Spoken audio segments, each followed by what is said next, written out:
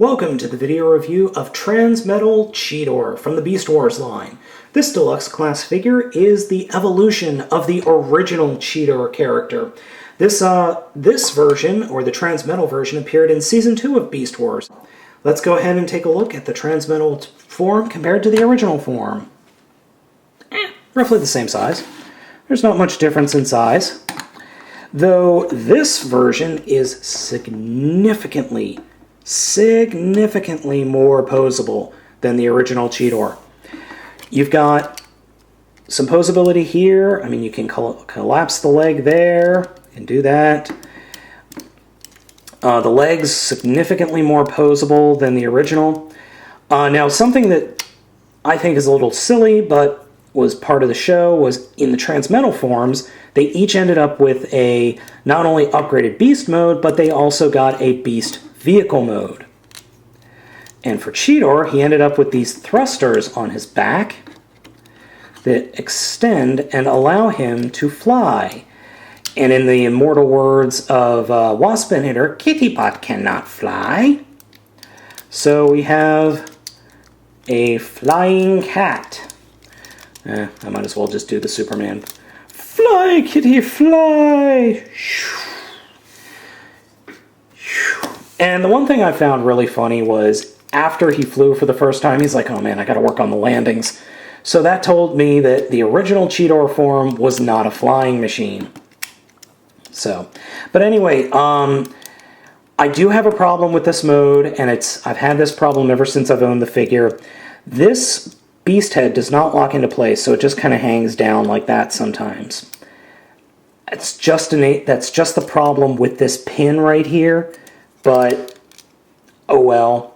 So let's go ahead and get him transformed. The first thing we're going to do is remove the tail, which, in all honesty, even if he's missing the tail, he's still a perfectly good figure.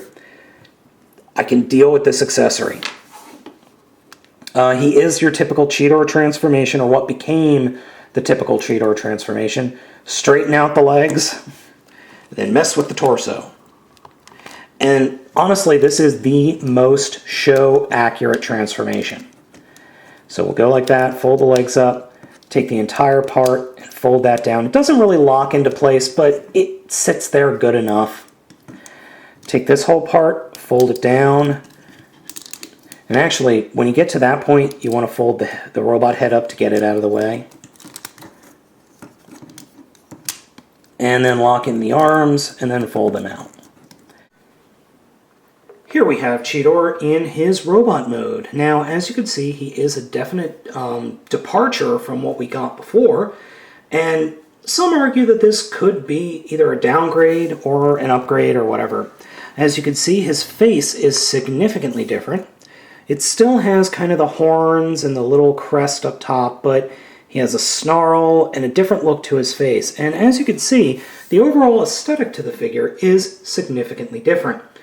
How different, you might ask? Well, let's go ahead and take a look at him next to his original figure. Well, the Fox Kids version of his original figure.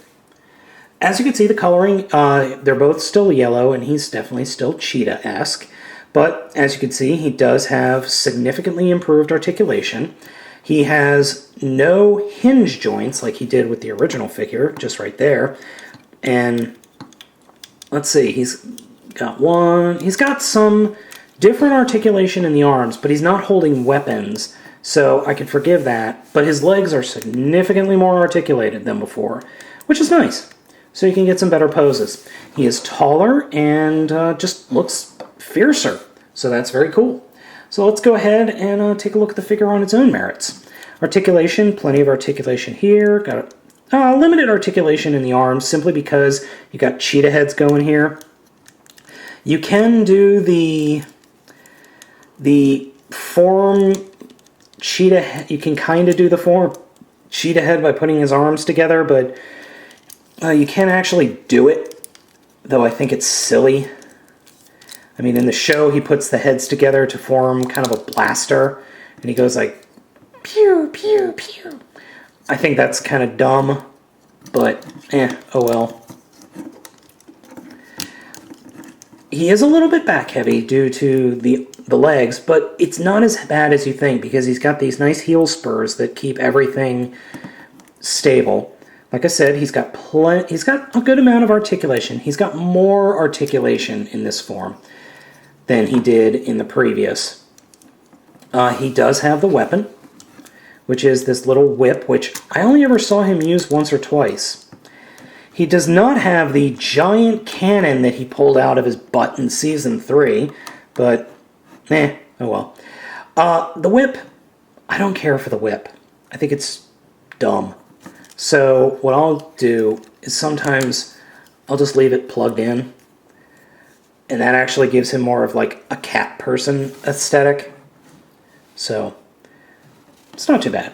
So I really dig this figure. I really like it because of the evolution in the aesthetic, and I love the Transmetals. I just do. I like the Transmetal figures because they're really nifty. So this is taking a look at this guy. Positives: new aesthetic, fantastic cheetah mode, good robot mode, nice posability. Negatives: little top heavy.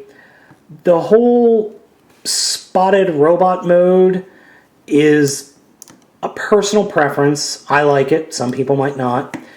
Still, no real hands. He's got these stupid claw things, and the whole, hey, I've got half my cat head hanging off my forearm is pretty dumb. But even with those negatives, I like the figure.